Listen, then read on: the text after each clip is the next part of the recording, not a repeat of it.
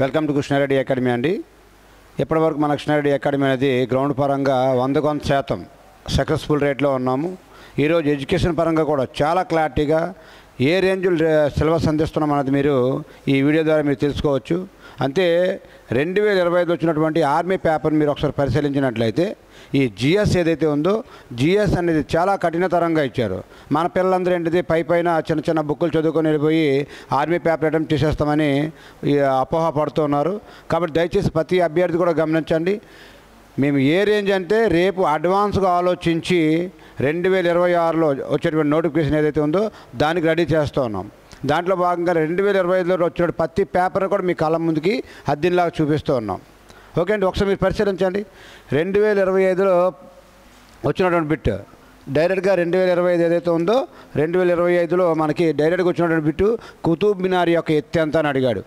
అంతే గత ఎగ్జామ్లో కుతుబ్ మినార్ యొక్క ఎత్తు అడిగారు. నెక్స్ట్ వచ్చే ఎగ్జామ్లో కుతుబ్ మినార్ని ఎవరు నిర్మించారని అడగొచ్చు, లేకపోతే కుతుబ్ మినార్ని ఎవరు పూర్తి చేశారని అడగొచ్చు, లేకపోతే కుతుబ్ మినార్కి ఎవరు మరామతులు చేశారని అడగొచ్చు. సో అవన్నిటి లేకపోతే దీన్ని ఒకసారి పరిశీలించండి. దీని యొక్క సారాంశం కూడా చూడండి.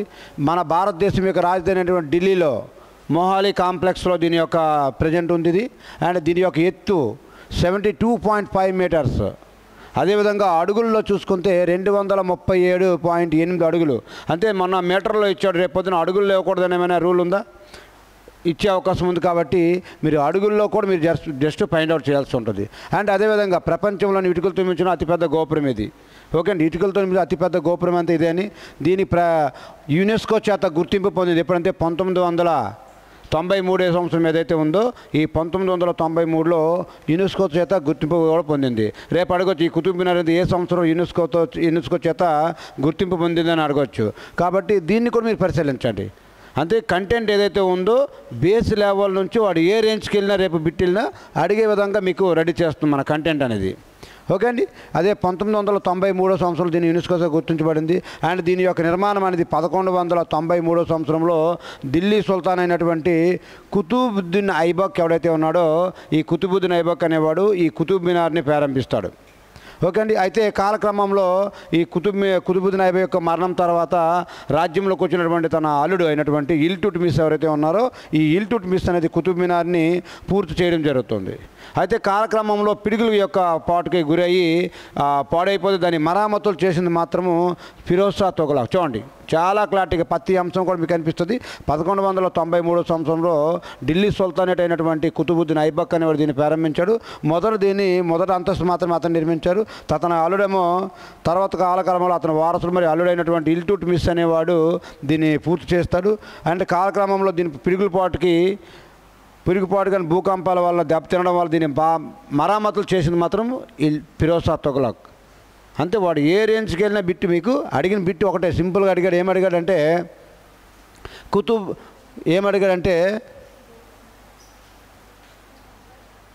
కుతుబ్ మినార్ యొక్క ఎత్తు ఎంత అని అడిగాడు. అంతే సింపుల్గా ఒక చిన్న బిట్ అడిగాడు ఆర్మీ ఎగ్జామ్ లాస్ట్ 2025లో. కానీ రేపు పొద్దున దీన్ని ఇన్ని రకాలుగా అడిగే ఛాన్స్ ఉంది.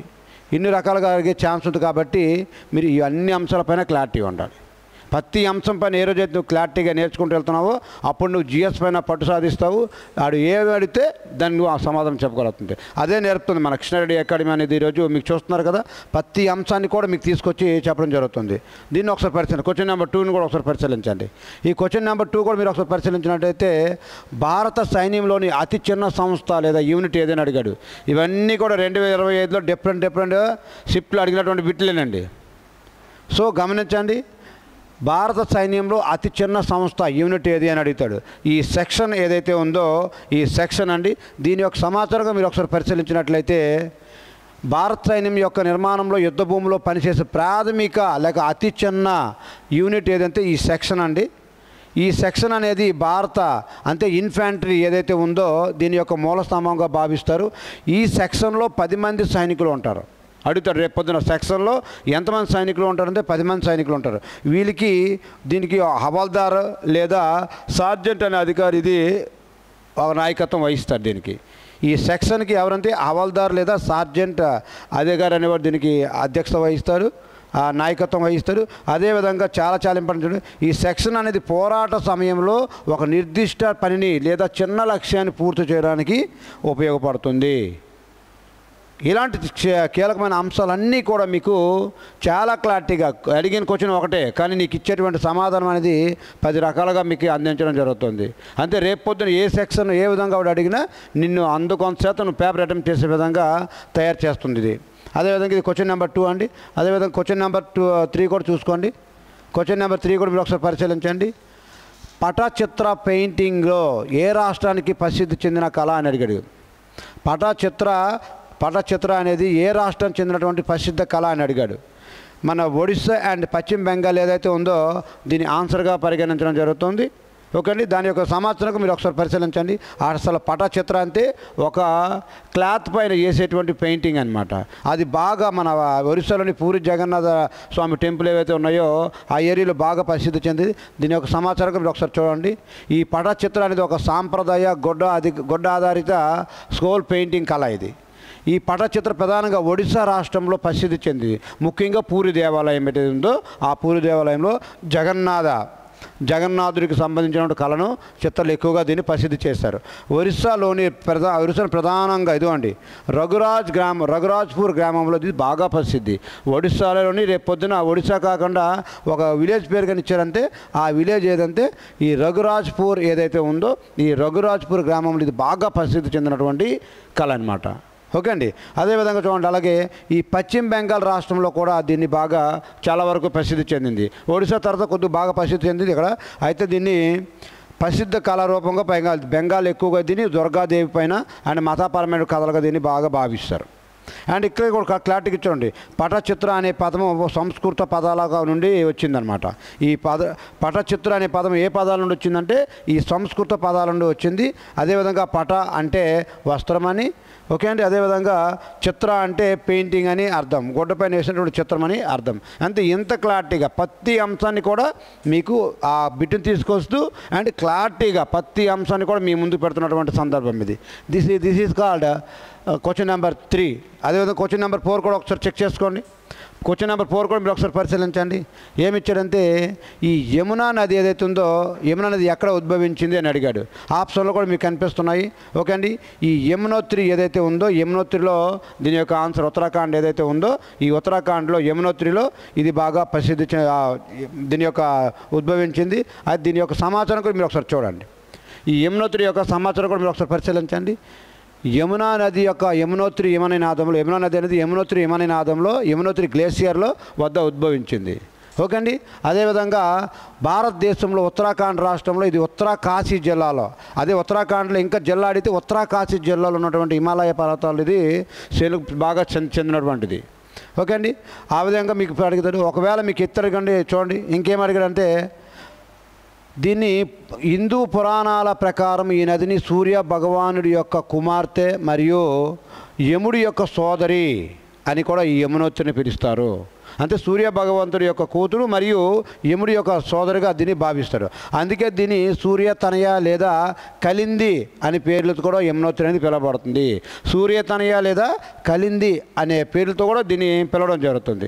ఇంత క్లారిటీగా ప్రతి అంశాన్ని కూడా మీ ముందు పెడుతుంది. ఈ యమునోత్రి అనేది హిందూ మతంలో పవిత్రమైన పుణ్యక్షేత్రాల్లో చార్ధంలో ఒకటనమాట. అదేవిధంగా యమునా నది అనేది సుమారుగా 1376 ప్రాంతాలను ప్రవేశించి ఉత్తరాఖండ్, హిమాచల్ ప్రదేశ్, హర్యానా, ఢిల్లీ మరియు ఉత్తరప్రదేశ్ గుండా ప్రవహించి చివరికి ఉత్తరప్రదేశ్ రాష్ట్రంలోని త్రివేణి ప్రయోగరాజు వద్ద త్రివేణి సంగమం ఇది గంగా నదిలో కలుస్తుంది. ఓకే అండి. అంతే ఏ పాయింట్ కూడా మీ కంటికి అద్దినలాగా ప్రతి అక్షరాన్ని కూడా మీ కంటికి అద్దినలాగా చూపించుకుంటూ ఎంత క్లారిటీగా. ఇప్పుడు ఒక బుక్ని చదవాలంటే ఇదే బుక్ ఒక గంటలో అయిపోయేది వీడియోలో, మీకు బుక్ చదవాలంటే 2-3-4 గంటలు పట్టవచ్చు. కానీ వీడియోలో మీకు పూర్తి సమాచారం ప్రతి సమాచారం కూడా ఒకే వీడియోలో మీకు అందించడం జరుగుతుంది. అదేవిధంగా ఇది క్వశ్చన్ నెంబర్ 4 అండి. అదేవిధంగా క్వశ్చన్ నెంబర్ 5 కూడా మీరు ఒకసారి పరిశీలించండి. సిపాయిల తిరుగుబాటు అంటారు. 1857 సిపాయిల తిరుగుబాటు ఎక్కడ ప్రారంభమైంది? ఇంగ్లీష్ మీడియం స్టూడెంట్స్ ఎవరైనా ఉంటే ఇదిగోండి ఇంగ్లీష్ మీడియం కూడా మీకు కావాలనుకుంటే ఇంగ్లీష్ మీడియంలో కూడా మీరు చదువుకోవచ్చు. ఓకే అండి. 1857 సిపాయిల తిరుగుబాటు ఎక్కడ ప్రారంభమైందని అడిగాడు. దీని ఆన్సర్ ఏదంటే మేరట్ ఏదైతే ఉందో మేరట్. కానీ దీని యొక్క పూర్తి సమాచారం మీరు ఒకసారి పరిశీలించండి. దీని యొక్క పూర్తి సమాచారం కూడా మీరు ఒకసారి పరిశీలించండి. చూడండి, 1857 తిరుగుబాటు అనేది మొదట మన భారత స్వతంత్ర సంఘం లేదా సిపాయిల తిరుగుబాటు అని కూడా దీన్ని అంటారు. ఎవడంటే విడి సావర్కర్ ఎవరైతే ఉన్నారో విడి సావర్కర్ అనే ఆయన వ్యక్తి దీన్ని చెప్పడం జరిగింది. అదేవిధంగా దీని ప్రారంభ స్థలం ఏదైతే ఉందో 1857 మే 10న ఈ మేరట్ నగరంలోని ప్రారంభమైంది. ఈ సిపాయిల తిరుగుబాటు ఎక్కడ ప్రారంభమైంది? మేరట్ నగరంలో ప్రారంభమైంది. అయితే దీని యొక్క తక్షణ కారణం ఏంటంటే ఈ ఎన్ఫీల్డ్ తుపాకులు ఏవైతే ఉన్నాయో, ఎన్ఫీల్డ్ రైఫిల్ ఏవైతే ఉన్నాయో దీన్ని ఉపయోగించడానికి భారతీయ సైనికులు నిరాకరించారు. దానికి గల కారణం ఏంటంటే ఆవు కొవ్వు మరియు పంది కొవ్వుతో తయారు చేసిన టోటాలను వాడడానికి నిరాకరించడంతో ఇది తక్షణ కారణమైంది. ఆ తర్వాత వ్యాప్తి అక్కడ బరక్పూర్లో జరిగినప్పటికీ మేరట్లో బాగా తిరుగుబాటు చేశారు కాబట్టి మేరట్ నుండి ఢిల్లీకి చేరుకొని అక్కడ మొఘల్ చివరి రాజు అయినటువంటి బహదూర్ షా టూని సయీద్ హి షాహిని అనే పేరుతో, అంటే భారతదేశ చక్రవర్తి అనే పేరుతో ఆయనకి సంబోధిస్తూ మిగతా నాయకులందరూ ఆయన్ని ఉండమని చెప్తే ఆయన కూడా దానికి నాయకత్వం వహించడం జరిగింది. బహదూర్ షా టూ కాలక్రమంలో బహదూర్ షా టూ కూడా ఈ సిపాయిల తిరుగుబాటులో లొంగిపోయి బ్రిటిష్ వాళ్ళకి రంగూన్ జైలు ఏదైతే ఉందో బర్మాలో మరణించడం జరిగింది. దాని కథలో వేరే దాంట్లో వస్తుంది. అయితే ఇక్కడ ప్రారంభ సూచన చూడండి. ఈ తిరుగుబాటు కొన్ని వారాల ముందే చాలా క్లారిటీగానండి, మార్చి 29, 1857న బరక్పూర్లో చాలా 34వ రెజిమెంటల్ ఇది. ఈ 34 రెజిమెంట్లు ఏదైతే ఉందో బరక్పూర్లో వెస్ట్ బెంగాల్లో ఉంటుంది. మంగల్ పాండే అనే సిపాయి తన అధికారులపై తిరుగుబాటు చేయడం తొలి పెద్ద సంఘటనగా పరిగణించడం జరుగుతుంది. అయితే విస్తృతంగా సైన్యాన్ని బాగా చేసింది మాత్రం మేరట్ అనే ప్రాంతం ఏదైతే ఉందో మేరట్ అనే ప్రాంతంలో ఈ ఉద్యమం మొదలైంది. చూడండి ఒకసారి మనకు బిట్టు అడిగింది ఒకటే బిట్టు, కానీ దీని యొక్క సారాంశం మొత్తం కూడా మీకు ఏకదాటిగా ఒకే చోట క్రోడీకరించాడు. అంటే దీనిపైన పూర్తి సమాచారం ఇంకా మీకు సిపాయిల తిరుగుబాటు పైన నెక్స్ట్ ఎగ్జామ్ ఏదైతే ఉందో ఆ పాయింట్లు ఏవైతే పాయింట్లు మిస్ అవుతున్నాయో నెక్స్ట్ పాయింట్స్ అన్నీ కూడా నెక్స్ట్ దాంట్లో మీకు క్రోడీకరించడం జరుగుతుంది. ఓకే అండి, చూడండి. అదేవిధంగా క్వశ్చన్ నెంబర్ 6 కూడా మీరు ఒకసారి పరిశీలించండి. ఇవన్నీ కూడా ఇది అప్డేటెడ్ వెర్షన్లో 2025లో డైరెక్ట్గా ఉండేటువంటి బిట్ ఇది. ఓకే అండి, ఏమన్నాడు అదే భారతదేశంలోని 56వ టైగర్ రిజర్వ్ ఏదైనా అడిగాడు. గురు ఘాసిదాస్ ఏదైతే టైగర్ రిజర్వ్ ఏదైతే ఉందో ఇదండి. ఎక్కడ ఉందో ఛత్తీస్గఢ్లో ఉంది. దీని యొక్క పుట్టుపూర్వకాలు ఒకసారి మీరు పరిశీలించండి. ఒకసారి పరిశీలించినట్లయితే భారతదేశంలోని 56వ మరియు సరికొత్త ప్రకటించబడినటువంటి టైగర్ ఏదంటే రిజర్వ్ గురు ఘాసిదాస్ టైగర్ రిజర్వ్ అండి ఇది. Okay, తిమూర్ Pingla wild life sanctuary యొక్క కలయిక. అంటే గురు శేఖర్ దాస్ అనేది దేని యొక్క కలయిక అంటే తమూర్ పింగ్లా లైఫ్ వైల్డ్ శాంక్చురీ ఏదైతే ఉందో దాని యొక్క ఈ రెండు కలిసి ఈ కొత్తగా ఏర్పడినటువంటిది. ఓకే అండి, గురు శేఖర్ దాస్ నేషనల్ పార్క్ అనేది మరియు తుమూర్ పింగ్లా లైఫ్ శాంక్చురీ ఛత్తీస్గఢ్ రాష్ట్రంలో ఉంది. ఏ రాష్ట్రంలో ఉందని అడిగితే ఛత్తీస్గఢ్ రాష్ట్రంలో ఉంది. National tiger conservation authority NTCA దీన్ని టైగర్ రిజర్వ్గా ప్రకటించింది. సో దీని తర్వాత కొన్ని కొత్త రిజర్వ్ ఉన్నప్పుడు కూడా దీన్ని ప్రజెంట్ 56వ ఏదంటే ఈ గురు శేఖర్ దాస్ ఏదైతే ఉందో గురు ఘాసిదాస్ టైగర్ రిజర్వ్ ఏదైతే ఉందో ఇదండి. దాని యొక్క ఆన్సర్ ఏ రాష్ట్రంలో ఉందంటే ఈ ఛత్తీస్గఢ్ రాష్ట్రంలో ఉందండి. దేని కలయిక వల్ల అంటే తుమూర్ పింగ్లా వైల్డ్ శాంక్చురీ ఏదైతే ఉందో దీన్ని కూడా మీకు చెప్పడం జరుగుతుంది. ఓకే అండి, సో పరిశీలిస్తూ ఉన్నాండి. అదేవిధంగా క్వశ్చన్ నెంబర్ 7 కూడా మీరు ఒకసారి పరిశీలించండి. క్వశ్చన్ ఇవన్నీ కూడా 2025లో అప్డేటెడ్ వెర్షన్లో డైరెక్ట్గా ఆర్మీ పేపర్లో వచ్చినట్టు క్వశ్చన్. మన పిల్లలు ఏం చేస్తారంటే పైన ఆ బిడ్లు చూసుకుంటూ వెళ్తే ఏం చేయలేనటువంటి పరిస్థితి. కాబట్టి బేస్ లెవెల్ ఏదైతే బేస్ లెవెల్ నుంచి మీకు ఏ లెవెల్లో కావాలన్నా ఆ లెవెల్లో మనకి మన కృష్ణారెడ్డి యొక్క యాప్లో ప్రతి క్వశ్చన్ పేపర్ కూడా మీకు పెట్టడం జరుగుతుంది. అదనంగా 2026లో ఏ విధంగా వచ్చే ఛాన్స్ ఉంది కూడా దాన్ని ఎక్స్పెక్ట్ చేసి 15 నుంచి 20 వీడియోలు చేయడం జరుగుతుంది. ఇవన్నీ కూడా మన కృష్ణారెడ్డి యొక్క యాప్లో మీకు అన్నీ కూడా లభ్యమవుతాయి. ప్రతి మోడల్ పేపర్ కూడా మీకు లభ్యమవుతుంది. అయితే చూడండి ఒకసారి 2025లో ప్రపంచ ఆరోగ్య సంస్థ నుండి ఏ దేశం వైదొలగాలని నిర్ణయించింది అనుకున్నాడు. వైదొలగాలనుకుంది అని అడిగాడు. మన అమెరికా ఏదైతే ఉందో అమెరికా అనేది వైదొలగడానికి ప్రయత్నించింది. అయితే ఇప్పుడే కాదండి, ఆల్రెడీ 2020లో కూడా అది వైదొలగాలని అమెరికా అనుకుంది. కాకపోతే అప్పుడు డొనాల్డ్ ట్రంప్ ఉండేవాడు. కాలక్రమంలో 2021లో అధ్యక్షుడు మారడం వల్ల దాని యొక్క సారాంశం కూడా మొత్తం చూడండి.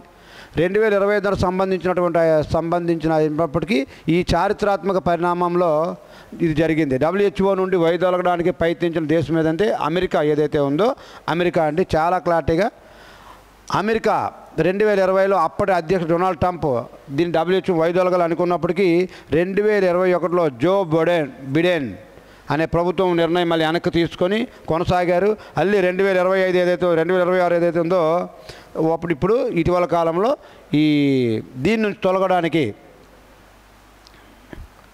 దేని నుంచి అంటే ఆరోగ్య WHO నుండి తొలగించబడిన దేశం ఏదంటే ఇప్పుడు ప్రజెంట్ అమెరికా. ఓకే అండి. అదేవిధంగా క్వశ్చన్ నెంబర్ 7 అయింది. క్వశ్చన్ నెంబర్ 8 కూడా మీరు ఒకసారి పరిశీలించండి. జాతీయ మహిళా కమిషన్ ఎప్పుడు స్థాపించబడింది అని చాలా క్లారిటీగా ఇచ్చారు. జాతీయ మహిళా కమిషన్ ఎప్పుడు స్థాపించబడింది అన్నాడు.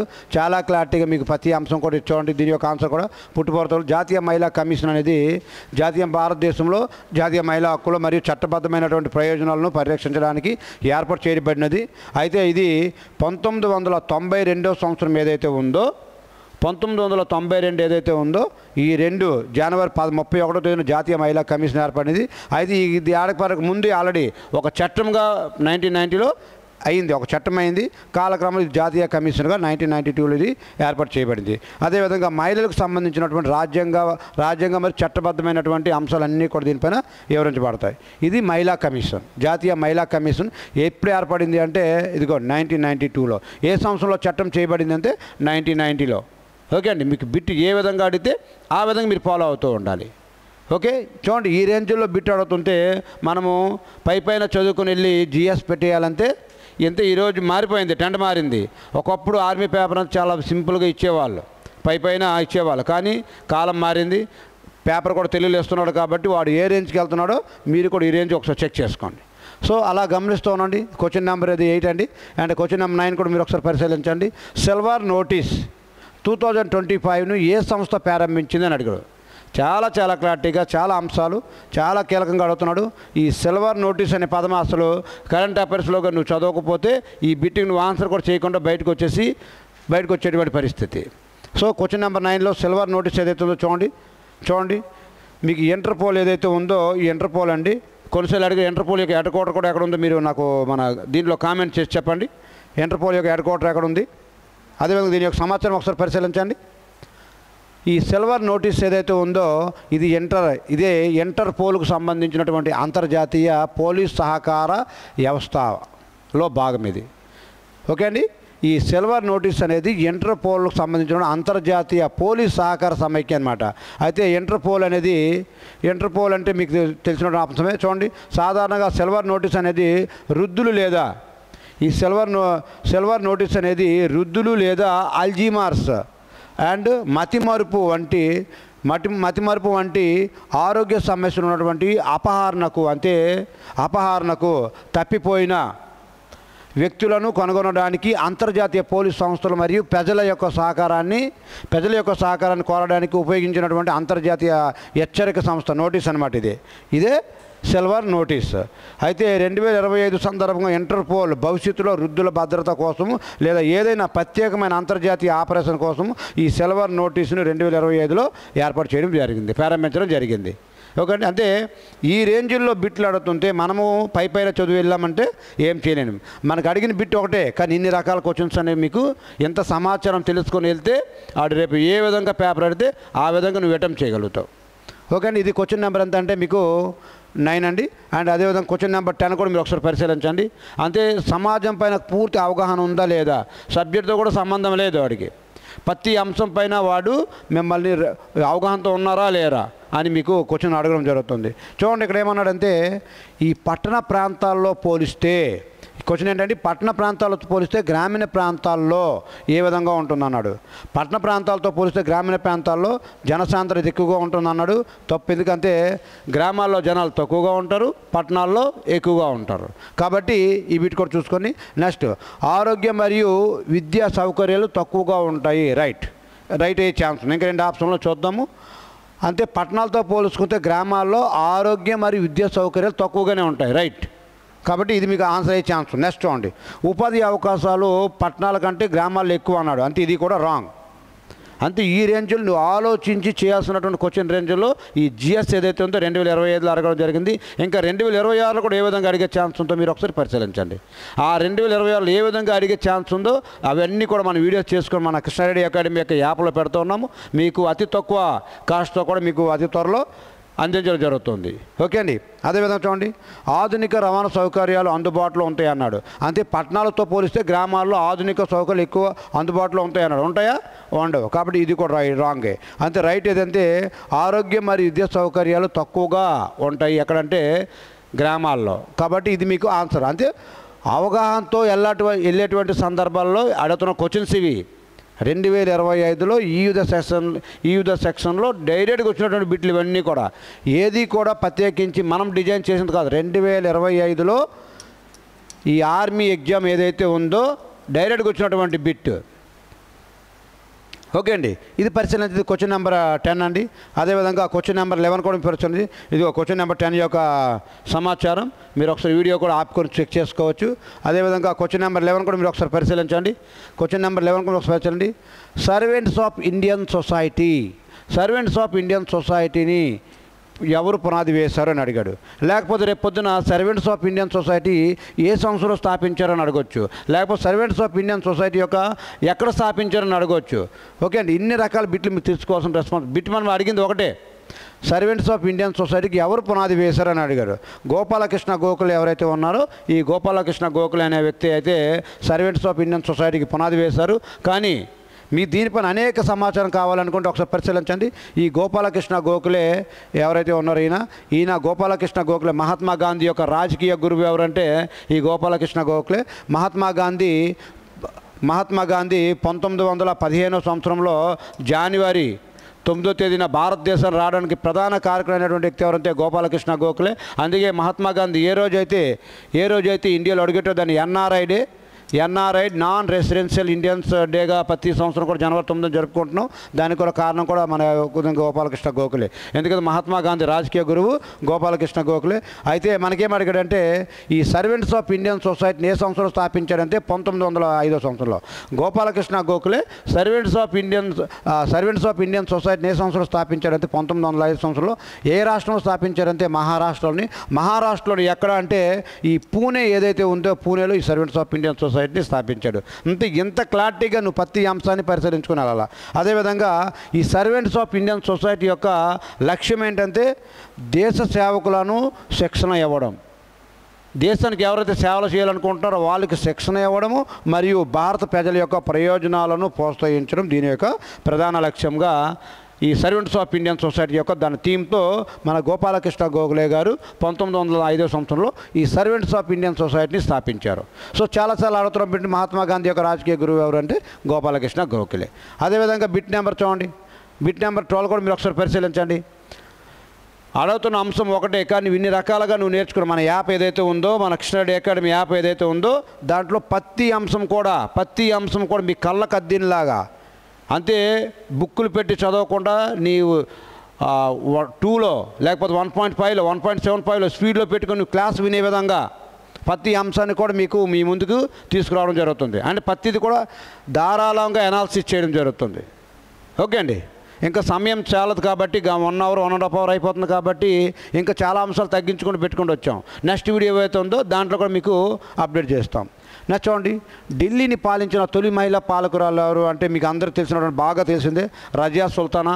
అయితే ఆవిడ ఏ సంవత్సరం నుంచి ఏ సంవత్సరం పాలించింది, ఆవిడ ఆ యొక్క భర్త ఎవరు అనే అంశాలు కూడా అడగవచ్చు. చాలా ఇంపార్టెంట్ అయిన అంశాలు కాబట్టి దీనిపైన కూడా ఒకసారి మీరు పరిశీలించండి. రజియా సుల్తానా భారతదేశాన్ని పాలించిన ఏకైక మహిళ ఎవరంటే ఢిల్లీ సుల్తాన్ని రజియా సుల్తానా. మరియు మొట్టమొదటి మహిళ ముస్లిం పాలకురాలు కూడా ఆవిడే. ఈమె ఢిల్లీ సుల్తానేట్లోని బానిస వంశానికి చెందినటువంటి ఈవిడ. ఏ వంశం అంటే ఢిల్లీ సుల్తాన్లో 4 వంశాలు ఉంటాయి, అవన్నీ మీకు తెలిసినటువంటి అంశమే. అయితే బానిస వంశానికి చెందినటువంటి ఎవరంటే ఈ రజియా సుల్తానా యొక్క తండ్రి పేరు ఏం పేరంటే ఇల్టుట్మిస్ ఎవరైతే ఉన్నారో ఇల్టుట్మిస్. ఓకే అండి. నెక్స్ట్ ఈమె తండ్రి ఇల్టుట్మిస్. తర్వాత ఈవిడ పాలించిన కాలం చాలా ఇంపార్టెంట్. లాస్ట్ ఎగ్జామ్ పాయింట్లు అడిగాడు. రజియా సుల్తానా పాలించినటువంటి కాలం ఏది అంటే 1236 నుంచి 1240 ఏదైతే ఉందో ఆ కాలాన్ని ఈవిడ ఢిల్లీ రాజ్యానికి ఒక పాలకురాలుగా పనిచేశారండి. ఇది ఇటు మన రజియా సుల్తాన్ యొక్క సమాచారం. ఇది బిట్ నెంబర్ ఎంత మిగతా 12. అండ్ అదేవిధంగా బిట్ నెంబర్ 13 కూడా మీరు ఒకసారి పరిశీలించండి. అంతే ఏ విధంగా బిట్లు ఇస్తున్నాడో ఒకసారి అనాలిసిస్ చేయండి. ఏన్షియంట్ హిస్టరీ నుంచి మిడివల్ హిస్టరీ నుంచి ప్రతి అంశాన్ని కవర్ చేస్తున్నాడు. ప్రతి అంశాన్ని కూడా కవర్ చేస్తున్నాడు. అదేవిధంగా మన యాప్లో కూడా ఇప్పుడు అన్నీ కవర్ చేస్తూ ఉన్నాం. చూడండి, సింధు లోయ నాగరికత యొక్క ప్రదేశం అయినటువంటి రోపర్ ఏ నది ఒడ్డున కనుగొనబడింది అని చాలా క్లారిటీగా అడిగాడు. చాలా క్లారిటీగా ఇచ్చాడు. 4 ఆప్షన్లు ఇచ్చాడు మీకు. ఆ 4 ఆప్షన్లో సట్లేజ్ ఏదైతే ఉందో ఈ సట్లేజ్ నది ఒడ్డున దీని యొక్క సమాచారం కూడా మీరు ఒకసారి పరిశీలించండి. ఈ రోపర్ అనే నగరం, రూప్ నగర్ లేక రోపర్ అనే నగరం సింధులోయ నాగరికతలో ఒక ముఖ్యమైన ప్రదేశం. ఇది ఒక ముఖ్యమైన ప్రదేశము. ఇది ప్రస్తుతం పంజాబ్ రాష్ట్రంలో ఉందన్నమాట. పంజాబ్ రాష్ట్రంలో ఉంది. ఈ పురావస్తు ప్రదేశము సట్లేజ్ నది ఒడ్డున, సట్లేజ్ నది ఎడమ ఒడ్డున కనుగొనబడింది. ఆ సట్లేజ్ నదికి మళ్ళీ లెఫ్ట్ సైడ్ ఏదైతే ఉందో ఈ ఎడమ సైడ్న కనుగొనబడింది. అంతే ప్రతి అంశం ఏ క్లారిటీగా ఏ క్వాలిటీగా మీకు ఏ కంటికి అద్దినలాగా ప్రతి అక్షరం కూడా కంటికి అద్దినలాగా రానున్న కాలంలో మన కానిస్టేబుల్కి అంటే ఎస్ఐ మోడల్ పేపర్స్ కూడా అనాలిసిస్ చేస్తున్నాము. ఎస్ఎస్సి జీడీ పేపర్స్ కూడా మీకు అనాలిసిస్ చేస్తున్నాం. ఈ ప్రతి క్వశ్చన్ పేపర్ కూడా మన యొక్క యాప్లో ఉంటాయి. దేనికి దానికి ఓకే అండి. ప్రతిదీ కూడా మీకు ఒకే దగ్గర ఎగ్జామ్ ఓరియంటెడ్ ఏదైతే ఉందో ప్రతి అంశాన్ని కోడీకరించి 2022 నెలకు వచ్చింది, 2023 నెలకు వచ్చింది, 2024 నెలకు వచ్చింది, 2025 నెలకు వచ్చింది, ఇంకా 2026లో ఎలా వచ్చే ఛాన్స్ ఉంది, ఎన్ని కోణాలు అడుగుతున్నాడు అని ప్రతి అంశాన్ని కూడా మీకు ప్రతి అంశాన్ని తీసుకొచ్చి మన కృష్ణారెడ్డి అకాడమీ యాప్లో ఎగ్జామ్ పాయింట్స్ ఏవైతే ఉన్నాయో ఈ ఎగ్జాంపుల్లో ప్రతి పేపర్ కూడా ప్రతి బిట్ కూడా ఎక్స్ప్లెయిన్ చేయడం జరుగుతుందండి. ఓకే అండి. అతి తక్కువ కాస్ట్తో కూడా మీకు అందుబాటులో తీసుకుని వస్తున్నాం. అదేవిధంగా చూడండి, క్వశ్చన్ నెంబర్ 14 ఏదైతే ఉందో క్వశ్చన్ నెంబర్ 14 కూడా మీరు ఒకసారి పరిశీలించండి. క్వశ్చన్ ఏమి అడిగాడంటే గుడి పడవ పండుగను ఏ భాష ప్రజలు జరుపుకుంటారు? ఈ గుడి పడవ అనే పండుగను ఏ భాష ప్రజలు జరుపుకుంటారని బిట్ నెంబర్ 1 ఇచ్చారు. కానీ అదే రోజున మనము కూడా ఉగాది జరుపుకుంటాం. అదే రోజున గుడి పడవ జరుపుకున్నటువంటి రాష్ట్ర ప్రజలు జరుపుకునే రోజునే మనము కూడా ఉగాదిగా జరుపుకుంటాము. అయితే ఏ రాష్ట్ర ప్రజలు అంటే ఈ మహారాష్ట్ర మరాఠీ ప్రజలు ఎవరైతే ఉన్నారో ఈ మరాఠీ ప్రజలు ఎవరైతే ఉన్నారో గుడి పడవ అనే పండుగను జరుపుకుంటారు. అదేవిధంగా దీని సమాచారం మీరు ఒకసారి పరిశీలించండి. ఈ గుడి పడవ అనేది మహారాష్ట్ర మరియు గోవా రాష్ట్రాల్లో ముఖ్యంగా మరాఠీ ప్రజలు అత్యంత ఉల్లాసంగా జరుపుకునేటువంటి పండుగ ఈ గుడి పడవ. అదేవిధంగా ఇది హిందూ క్యాలెండర్ ప్రకారం చైత్ర శుద్ధి పౌర్ణమి రోజున ఈ గుడి పడవ అనేది ఏ రోజున అంటే ఈ చైత్ర శుద్ధి పౌర్ణమి రోజు ఏదైతే ఉందో ఇది జరుపుకుంటారు. అదేవిధంగా మరాఠీ నూతన సంవత్సరానికి ఇది నాంది. ఇది అదే రోజున చెప్పాను కదండి, అదే రోజున తెలుగు ప్రజలు ఉగాదిని జరుపుకుంటారు.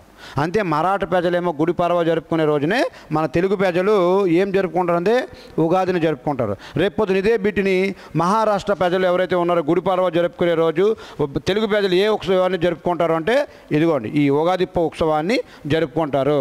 అంతే అనేక రకాల బిట్లు అనేక రకాల అంశాలను మీకు కూడా చెప్పడం జరుగుతుంది, అనాలిసిస్ చేయడం జరుగుతుంది. ఇది క్వశ్చన్ నెంబర్ మీకు 14 అండి. అదేవిధంగా క్వశ్చన్ నెంబర్ 15 కూడా మీరు ఒకసారి పరిశీలించండి. ఏమన్నాడంటే జైన మత పవిత్ర గ్రంథం ఏది అని అడిగాడు. సింపుల్గా ఏమి అడిగాడంటే ఈ జైన మత పవిత్ర గ్రంథం ఏదైతే అంగాటార్ బాడీ ఏదైతే ఉందో ఇదండి. దీని యొక్క సమాచారం కూడా మీరు ఒకసారి పరిశీలించండి. జైన మతంలో పవిత్ర గ్రంథాలను ప్రధాన భాగాన్ని అగామాలు అంటారు. భగవతి సూత్రము లేదా వ్యాజ్య విజ్ఞప్తి 12వ ముఖ్యమైన జైన ఆగమాల్లో ఒకటి ఇది. ఇది మహావీరుడు మరియు గౌతమి స్వామి మధ్య జరిగినటువంటి చర్చలను కలిగి ఉన్నటువంటి అతి ముఖ్యమైనటువంటి గ్రంథాల్లో ఒకటి. ఖురాన్ అనేది ఇస్లాం మతానికి చెందినది. అదేవిధంగా బైబిల్ అనేది క్రైస్తవ మతానికి చెందినది. ఓకే అండి. ఈ విధంగా ప్రతి ఆప్షన్ కూడా మీకు క్వశ్చన్ ఇవ్వడం జరుగుతుంది. అంతే ఇక్కడ ఇచ్చినటువంటి దాంట్లో బైబిల్ అనేది క్రిస్టియన్ మతానికి అండ్ ఖురాన్ అనేది ముస్లిమ్స్కి, అదేవిధంగా ఈ విధంగా ప్రతి అంశాన్ని కూడా మీకు చెప్పుకొని రావడం జరుగుతుంది. ఓకే అండి. చూడండి నెక్స్ట్ క్వశ్చన్ కూడా మీరు చూడండి. Question number 16. అంతే మీకు ఆర్మీ పేపర్ అనేది 3 పార్ట్స్గా డివైడ్ జరిగింది, లేదా 4 పార్ట్స్గా డివైడ్ చేయడం జరిగింది. ఈ జిఎస్ ఏదైతే ఉందో జనరల్ స్టడీస్ ఏదైతే ఉందో 15 బిట్స్ వస్తున్నాయి. అదేవిధంగా జిఎస్ జనరల్ సైన్స్ ఏదైతే ఉందో అంటే ఫిజిక్స్, కెమిస్ట్రీ అండ్ బయాలజీ కలిపి 15 బిట్లు వస్తున్నాయి. అర్థమెటిక్ అనేది మీకు 15 బిట్లు వస్తున్నాయి. ఈ రీజనింగ్ అనేది మీకు 5 బిట్లు వస్తాయి. టోటల్గా 50 మార్కులకి ఈ పేపర్ ఉంది. టోటల్గా 50 మార్కులకి పేపర్ ఉంది. దాంట్లో మీకు జిఎస్ అనేది పార్ట్ నెంబర్ 1లో మీకు 15 బిట్లు వివరించడం జరిగింది. అదేవిధంగా ఈ పార్ట్ నెంబర్ 2లోనే జిఎస్ అంటే జనరల్ సైన్స్ ఏదైతే ఉందో 15 బిట్లు కూడా మీరు ఒకసారి పరిశీలించండి. ఏ విధంగా ఇచ్చాడు 2025లో ఏ విధంగా ఇచ్చాడో మీరు ఒకసారి పరిశీలించండి. ఏమన్నాడంటే అధిక కొవ్వు ఉన్న ఆహారం తినడం వల్ల ఏ వ్యాధి వచ్చే అవకాశం ఉంది? అధిక ఆహారం తినడం వల్ల ఏమొస్తుందండి? ఉభయకాయం వస్తుంది. ఓకే అండి. దీని మ్యాటర్ కూడా ఒకసారి మీరు పరిశీలించండి. దీన్ని కూడా ఒకసారి పరిశీలించండి. ఉభయకాయం అనేది ఆహారంలో శరీరంలోని అధికంగా కొవ్వు పెరిగిపోవడం వల్ల వచ్చేటువంటి దీర్ఘకాలిక ఆరోగ్య సమస్య. అది క్యాలరీలు అధికంగా ఉండడం వల్ల, తినేటువంటి ఫుడ్లో మరి క్యాలరీలు ఎక్కువగా ఉండడం వల్ల, తగినంత శారీరక శ్రమ లేకపోవడం వల్ల శరీరంలో కొవ్వు నిల్వలు పెరిగిపోయి ఉభయకాయానికి దారితీస్తుంది. ఓకే అండి. సో ఇది నెక్స్ట్ మీకు ఇచ్చినటువంటి ఆప్షన్లోనే ఏమిచ్చాడు? ఈ రక్తహీనత ఇచ్చాడు, రికెట్స్ ఇచ్చాడు, క్షయ ఇచ్చాడు. దాని యొక్క సమాచారం మీరు ఒకసారి పరిశీలించండి. రక్తహీనత ఇనుము లోపం వల్ల వస్తుంది. ఈ రక్తహీనత దేనివల్ల లోపం వస్తుందంటే ఇనుము ఐరన్ ఏదైతే ఉందో ఐరన్ లోపం వల్ల రక్తహీనత అనేది వస్తుంది. అదేవిధంగా రికెట్స్ అనేది విటమిన్ డి లోపం వల్ల వస్తుంది. చాలా క్లారిటీ చూడండి. రికెట్స్ అనేది దేని లోపం వల్ల వస్తుందంటే విటమిన్ డి లోపం వల్ల వస్తుంది. అదేవిధంగా క్షయ అనేది దేని లోపం వల్ల వస్తుందంటే బ్యాక్టీరియా వల్ల వస్తుంది. అంటే ప్రతి ఆప్షన్కి కూడా ఇంకా మాకు ప్లేస్ చాలక నెక్స్ట్ దీంట్లో వచ్చేటప్పటికి ప్రతి ఆప్షన్ పైన ఉన్నటువంటి సమాచారం కూడా తీసుకొచ్చి మీకు నెక్స్ట్ వీడియోస్లో పెట్టడం జరుగుతుందండి. ఓకే అండి. ఇది విధంగా మనకు వెళ్తుంది, పరిశీలించండి. అదేవిధంగా క్వశ్చన్ నెంబర్ 17 కూడా మీరు ఒకసారి చెక్ చేసుకోండి. క్వశ్చన్ నెంబర్ 17 కూడా మీరు ఒకసారి పరిశీలించండి. నీటితో కలిపినప్పుడు వాటి యొక్క లక్షణాలను కోల్పోని పదార్థాలను ఏమంటారు అంటారు. అంటే నీటితో కలిపినప్పుడు వాటి యొక్క లక్షణాలు కోల్పోయినటువంటి పదార్థాలను ఏమంటారు అంటే కరగని పదార్థాలు అంటారు. ఫర్ ఎగ్జాంపుల్ ఒకసారి మీరు దీని యొక్క సమాచారం కూడా చూడండి. కరగని పదార్థాలు అంటే నీటిలో కడగకుండా తమ లక్షణాలను కూడా కోల్పోకుండా విడిగా ఉండే పదార్థాలు. ఫర్ ఎగ్జాంపుల్ ఉదాహరణకి ఇసుక, నూనె కానీ నీటిలో కానీ వేసామనుకోండి నూనె తేలుతుంది పైకి. అది ఇసుక కానీ వేసామనుకోండి దీనివల్ల భూమిలోనికి వెళ్ళిపోతుంది. అది నీటిలో కరగదు అనమాట. అంటే కరగని పదార్థాలకు ఉదాహరణ. అదే కరిగే పదార్థాలకు ఉదాహరణ ఏంటండి? ఈ పదార్థాలు నీటిలో పూర్తిగా కలిసిపోయి వాటి యొక్క లక్షణాలను కోల్పోతాయి. ఇవి వేరు. అంటే మన కరగని అడిగాడు కాబట్టి దాని ఆన్సర్ ఏదంటే కరగని పదార్థాలు ఏదైతే ఉందో దానికి ఉదాహరణ ఏదంటే ఇసుక మరియు నూనె ఏదైతే ఉందో ఇదనే దీనికి అర్థంగా చెల్తుంది. అదేవిధంగా క్వశ్చన్ నెంబర్ 8 కూడా మీరు ఒకసారి పరిశీలించండి. మొక్కలలో చూడండి, ఒక ఆర్మీ పేపర్ 2025లో ఆర్మీ పేపర్ ఏ విధంగా బిట్లు అడుగుతున్నాడో చూడండి. ఒకసారి మీరు పరిశీలించండి. ప్రతి బిట్టు కూడా గూగుల్ చేసుకుంటే ప్రతిది కూడా 2025లో ఇచ్చిన బిట్లు. అంతే ఆర్మీలోనే ఈ రేంజ్లో వేస్తున్నాడు. అంతే నీ యొక్క స్టాండర్డ్ ఏ విధంగా ఉండాలో ఒకసారి పరిశీలించండి. నీ యొక్క చదువు కూడా నువ్వు చాలా క్లారిటీగా ప్రతి పాయింట్ని చదివినప్పుడే నువ్వు రేపు ఇవన్నీ కూడా ఆన్సర్లు చేయగలుగుతావు. అలాగా పైన చదివేసి చెప్పేసి వెళ్ళిపోదామంటే అవదు. సో చూడండి ఏమన్నాడు, మొక్కల్లో స్టొమాటా యొక్క ప్రధాన విధి ఏది అని అడిగాడు. మొక్కల్లో స్టొమాటా యొక్క ప్రధాన విధి ఏదంటే వాయువుల మార్పిడి మరియు బాష్పోత్సవం ఏదైతే ఉందో అది.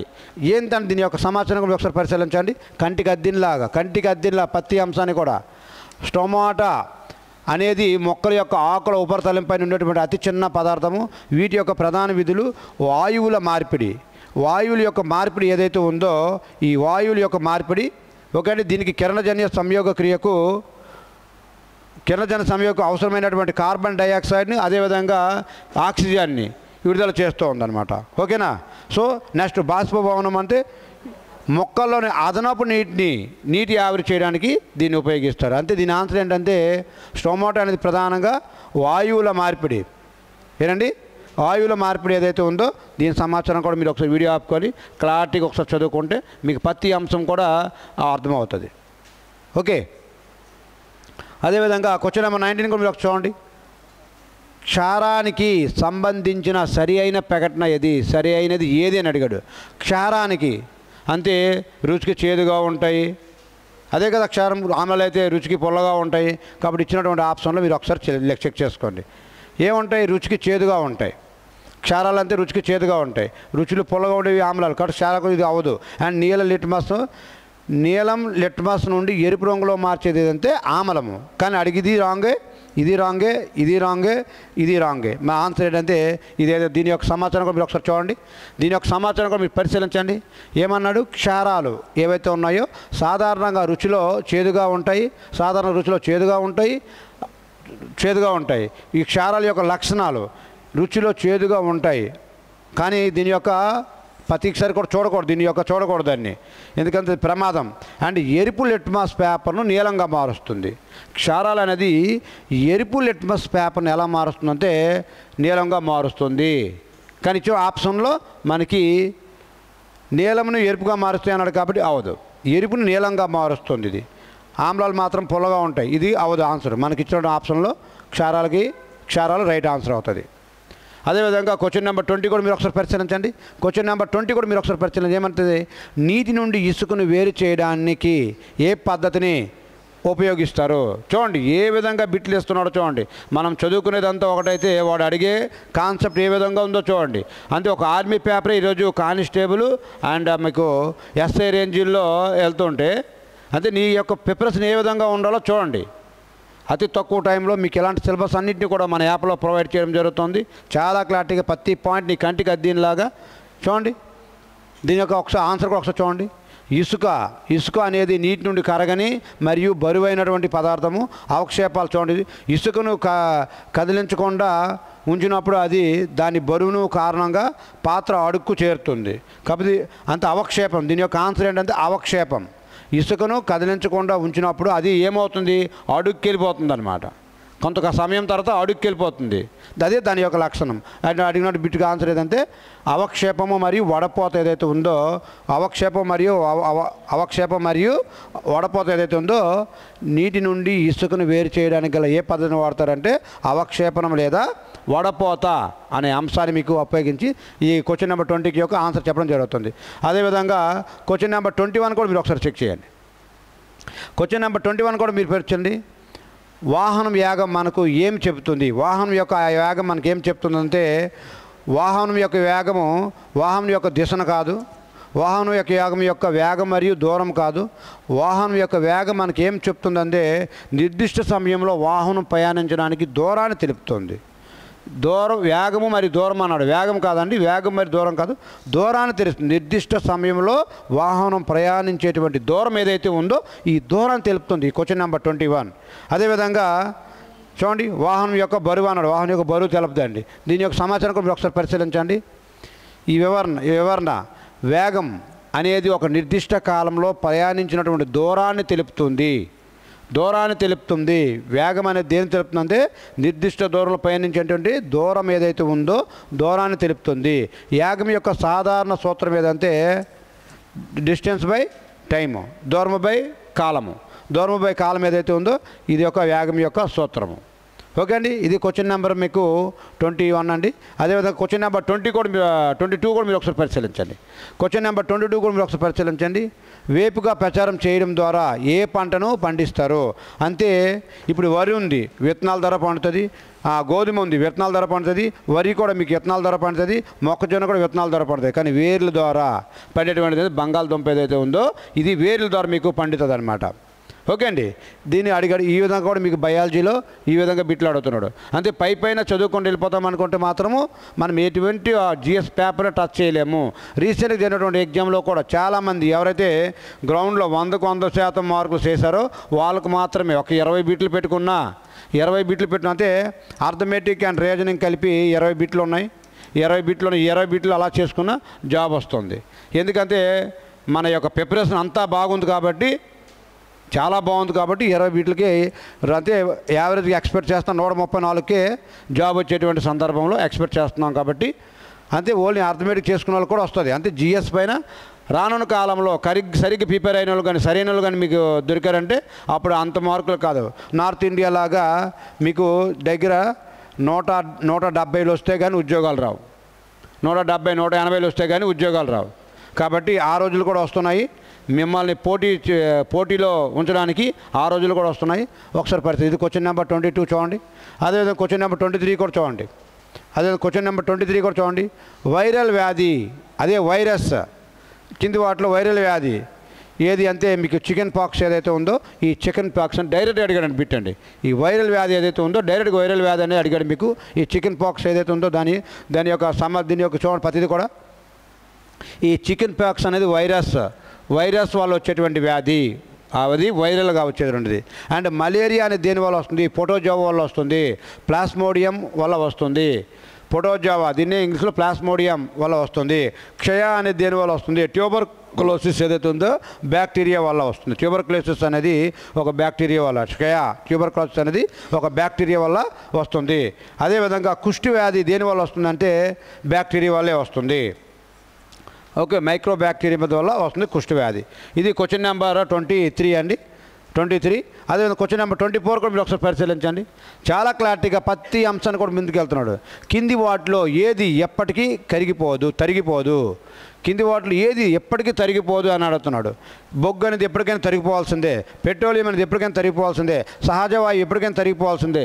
ఎప్పటికీ కూడా తరగంది ఏదంటే ఈ సూర్యుడి యొక్క కాంతి ఏదైతే ఉందో, సూర్యుడి యొక్క ఉన్నంత వరకు, ఈ సృష్టిలో సూర్యుడి ఉన్నంత వరకు ఇది అనేది తరిగిపోదు అనమాట. ఇది కూడా మీకు జనరల్ సైన్స్లో జిఎస్లో మీకు అడిగేటువంటి బిట్ క్వశ్చన్ నెంబర్ 24. దీని యొక్క సమాచారం కూడా మీరు ఒకసారి చూసి చెక్ చేసుకోండి. సూర్యకాంతి అనేది పునరుత్పాదకత మరియు తరిగిపోయినటువంటి శక్తి వనరు. సూర్యుడు శక్తిని ఉత్పత్తి చేస్తూనే ఉన్నంత కాలం ఇది అందుబాటులో ఉంటుంది.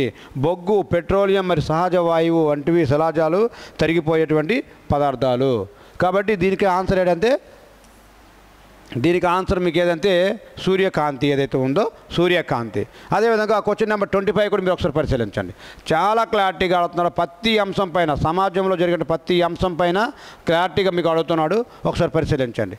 ఏమన్నాడంటే సిఎఫ్ఎల్ క్లాక్ అంటే సిఎఫ్ఎల్ కంటే ఎల్ఈడీలను ఎందుకు ఎక్కువగా ఉపయోగిస్తున్నారు అని మీకు బిట్ అడిగాడు. సో ఇది దేనికోసం ఉపయోగిస్తున్నాడంటే మీరు ఒకసారి కట్ట చూడవచ్చు.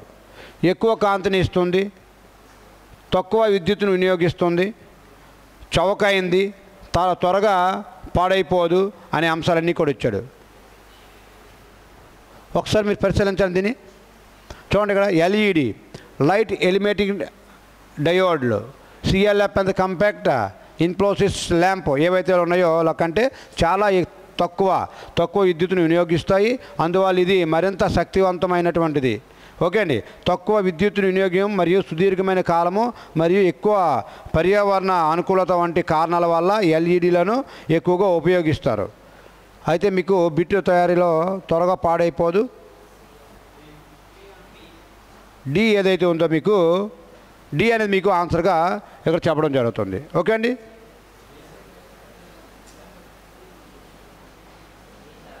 ఓకే, ఇది కూడా కాదు. తక్కువ విద్యుత్తును వినియోగిస్తుంది, రైట్. చౌకైంది, త్వరగా పాడైపోదు. ఆప్షన్లో కొద్దిగా ఇచ్చారు, కొద్దిగా ఆప్షన్ మీద అన్నీ కూడా రైటే. నెక్స్ట్ క్వశ్చన్లో ఒకసారి మరి పరిశీలించండి. ఇది ఇచ్చినటువంటి సమాచారం ప్రకారం అన్నీ రైటే. నెక్స్ట్ క్వశ్చన్ నెంబర్ 26 కూడా ఒకసారి చేయండి. క్వశ్చన్ నెంబర్ 26 కూడా మీరు ఒకసారి పరిశీలించండి. డాష్ శరీర నిర్మాణాన్ని అధ్యయనం చేసేటువంటి శాస్త్రం. శరీర నిర్మాణానికి అధ్యయనం చేసేటువంటి శాస్త్రం ఏది అన్నాడు. పాలియోబాటనియా, అనాటామియా, పాలినాలజియా, సైటాలజియా అని చాలా క్లారిటీగా అడిగాడు బిట్స్.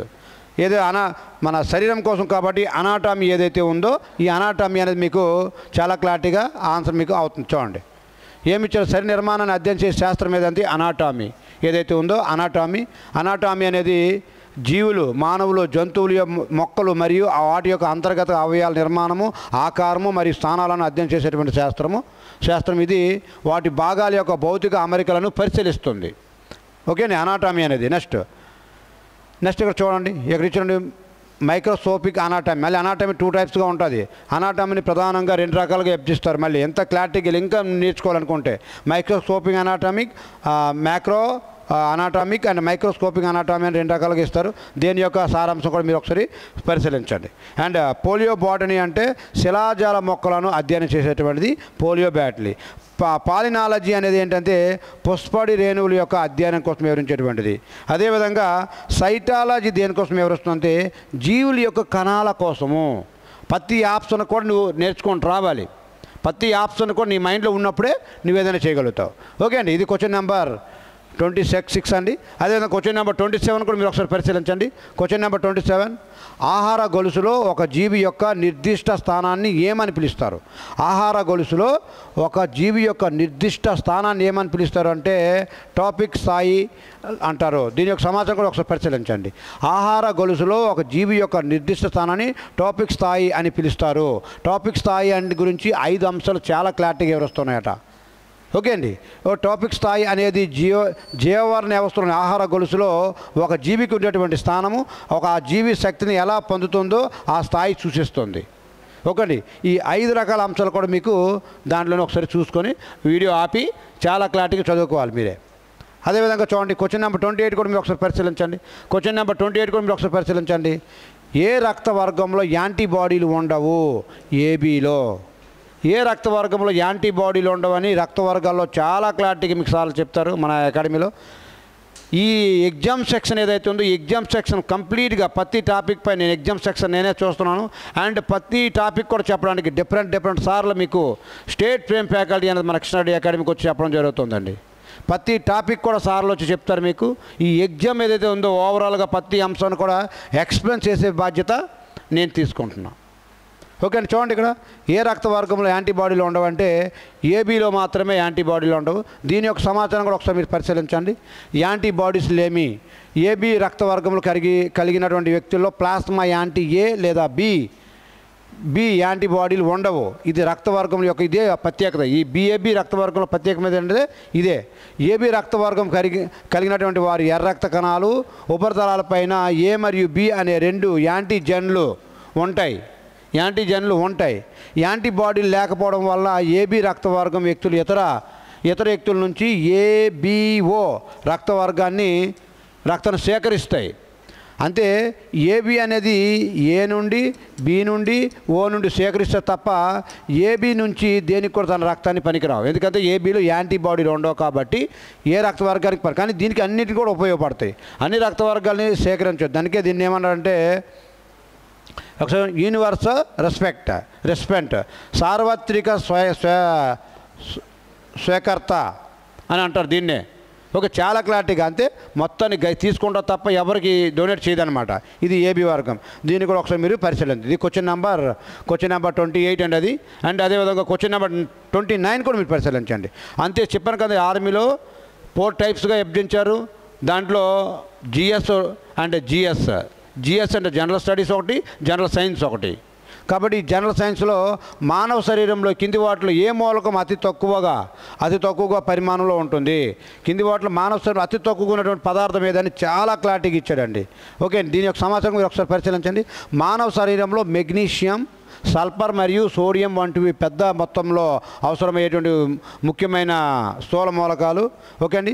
సిలికాన్ అనేది అతి తక్కువ పరిమాణంలో అవసరం ఉంటుంది. ఎక్కువ మొత్తంలో ఏం అవసరం అండి?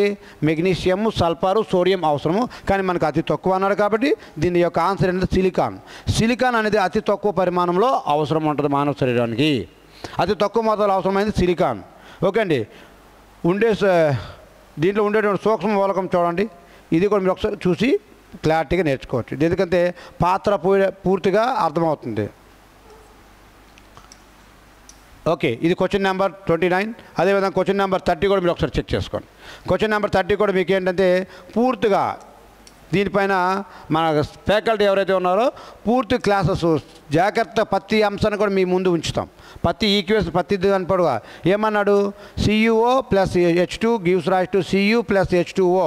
ఏ రకమైనటువంటి ప్రతిచర్య అని ఇచ్చాడు. దీని సమాచారం కూడా ఒకసారి చెక్ చేసుకోండి. ప్రతిది కూడా ఆక్సీకరణము, క్షయకరణము చూడండి. ప్రతిదీ కూడా మీకు క్లారిటీగా వివరించడం జరుగుతుంది. ప్రతి అంశం కూడా మీకు క్లారిటీగా. దీని రసాయన చర్య ఇది ఒకసారి చూసుకొని మీరు దీని యొక్క ఆన్సర్ కూడా మీకే ఛాన్స్ ఇస్తాం. Question number 30. అదేవిధంగా ఈ క్వశ్చన్ నెంబర్ 31 కూడా మీరు ఒకసారి పరిశీలించండి. ఈ క్వశ్చన్ నెంబర్ 31లో ఏమన్నాడంటే ఒక వస్తువుని 20% లాభంతో 960 రూపాయలకు అమ్ముతాడు. చాలా క్లారిటీగానండి ఆ క్వశ్చన్లోనే ఆన్సర్ వస్తుందండి. ఒక వస్తువుని 20% లాభంతో 960 రూపాయలకు అమ్ముతారు. అయితే ధరను కొనుక్కోనండి, ఎంత ధర కొనుక్కోనండి అని అడిగారు. కాబట్టి ఆ వస్తువుని ఎంత కొన్నాడండి? 20% లాభంతో కొన్నాడు. అంతే. మనకు పర్సెంటేజ్ అనుకున్నప్పుడు ఎప్పుడు కూడా 100% ఉంటుంది. 100% ఎక్కువ 20% లాభంతో అన్నాడు కాబట్టి 100 ప్లస్ చేస్తే ఎంత అయిందంటే 120% అయింది. ఈ 120% అనేది ఎంతకి ఈక్వల్ అంటే ఈ 960 ఏదైతే ఉందో ఈ 960కి ఈక్వల్ అండి. ఆ కొన్నదార ఎంత అంటే కొన్నదార ఎంత అనుకున్నాం? ముందర 100% అనుకున్నాం కాబట్టి 100 అండి. సో అదేవిధంగా చూడండి, ఈ జీరోకి ఈ జీరో పోయింది. ఓకే అండి. 12 1 12 8 96. అంతే. దీని విలువ ఎంత అంటే 800 ఏదైతే ఉందో 800 దీని యొక్క ఆన్సర్గా పరిగణించడం జరుగుతుంది.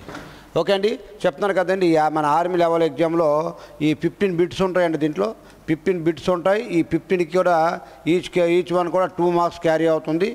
ఓకే అండి. రీజనింగ్ 5 బిట్స్ ఉంటాయి. అది కూడా మీకు పార్ట్ నెంబర్ 3లో పార్ట్ నెంబర్ 4లో జరుగుతుంది. ఇది part number 3. Part number 1 and 2 అనేది మీకు ఆల్రెడీ ఎక్స్ప్లెయిన్ చేశాను. 30 లెక్కల్లో ఉన్నాయి, 30లో ఉన్నాయి క్వశ్చన్లు ఉన్నాయి. ఇది 31ది మ్యాథ్స్ అండి. అదేవిధంగా 32 క్వశ్చన్ కూడా మీరు ఒకసారి పరిశీలించండి. 32 క్వశ్చన్లు కూడా పరిశీలించండి. ఇది టైమ్ అండ్ వర్క్లోన టాపిక్ అండి. చాలా క్లారిటీగా ఆఫ్లైన్లో అండ్ మీకు మన అకాడమీ మన యాప్ ఏదైతే ఉందో యాప్లో చాలా క్లారిటీగా ప్రతి అంశాన్ని మీకు వివరించడం జరిగింది. ఏమన్నాడంటే 20 మంది పురుషులు ఒక పనిని 20 రోజుల్లో చేయగలరు. అయితే 40 మంది పురుషులు 40 మంది పురుషులు ఎవరైతే ఉన్నారో 40 మంది పురుషులు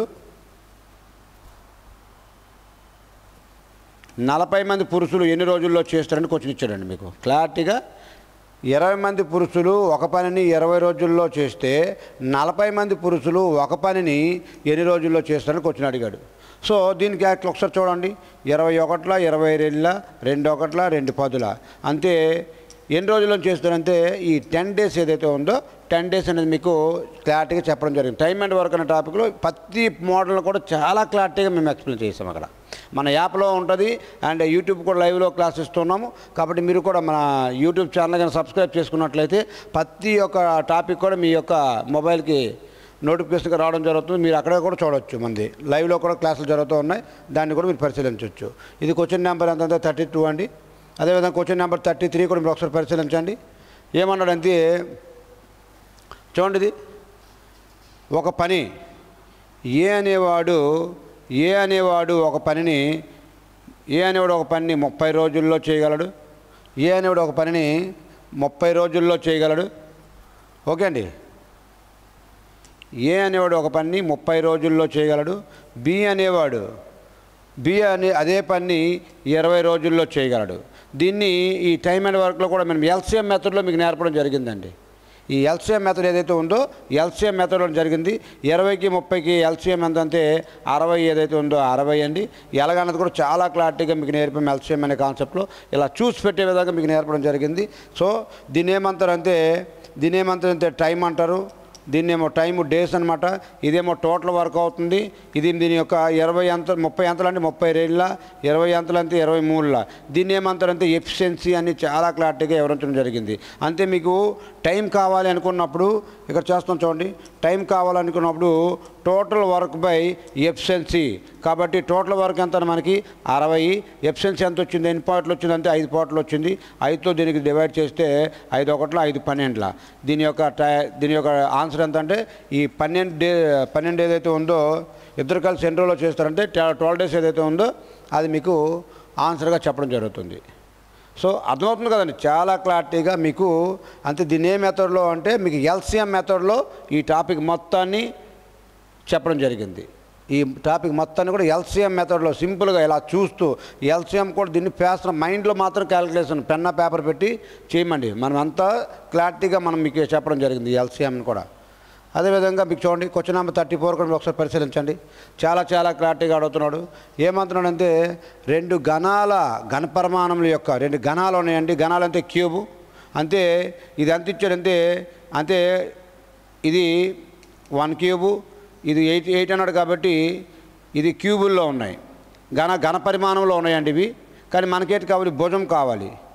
ఈ భుజం ఏది ఉంటుందో సైడ్ ముందు మనకు కావాలి. సైడ్ కావాలంటే 1 అవుతుంది. 1 క్యూబ్ అంతా 1 అని, 2 క్యూబ్ అంతా 8 అండి. ఇది అంతే భుజాల్లోకి మార్చాము. కానీ మనకేం అడిగాడంటే ఏరియా అడిగాడు. వైశాల్యం ఎంత అని అడిగాడు. మనకేం అడిగాడంటే ఏరియా, వైశాల్యం ఏదైతే ఉందో వైశాల్యం అడిగాడండి. కాబట్టి వైశాల్యం ఏమవుతుందండి, స్క్వేర్లో అవుతుంది. ఈ వైశాల్యం ఏమవుతుందంటే స్క్వేర్, 1 స్క్వేర్ ఎంత అంతే 1:2 స్క్వేర్ ఎంత అంతే 4. అంతే మనకి ఎంత వచ్చిందండి 1:4 ఏదైతే ఉందో ఈ 1:4 అనేది మీకు చాలా క్లారిటీగా దీని యొక్క ఆన్సర్గా వస్తుంది. అంతే ఆయన ఏం చేశాడంటే ఇక్కడ ఘనాల్లో ఇచ్చున్నాడు, క్యూబుల్లో ఇచ్చున్నాడు. ఆ క్యూబుల్లో ఇచ్చిన దాన్ని దేంట్లోకి మార్చాలంటే భుజాల్లోకి మార్చాలి. క్యూబుల్లో ఇచ్చిన దాన్ని దేంట్లో మార్చాలి, భుజాల్లోకి మార్చిన తర్వాత మళ్ళీ స్క్వేర్లోకి మార్చాలి. ఆవిడ అడిగింది, అందుకు మిమ్మల్ని కనిపించడానికి అడిగాడు. చాలా క్లారిటీగా ప్రతి అంశాన్ని కూడా మీకు చెప్పడం జరుగుతుంది. అదేవిధంగా క్వశ్చన్ నెంబర్ 35 కూడా మీరు ఒకసారి పరిశీలించండి. సగటు అడిగాడు. సగటు అనే టాపిక్ నుంచి మీకు బిట్ అడిగాడండి. సగటు ఏమన్నాడంటే 4 అంకెలు ఇచ్చాడు. 16 16 16 16 16 4 64. ఎన్ని అంకెలు అంటే 4 అంకెలు అండి. ఎంత అంటే 4 1 4 4 6 24. అంతే దీని యొక్క ఆన్సర్ ఏదైతే 16 ఏదైతే ఉందో ఈ 16 అనేది దీని యొక్క ఆన్సర్గా సగటు. రాసుల మొత్తంపై రాసుల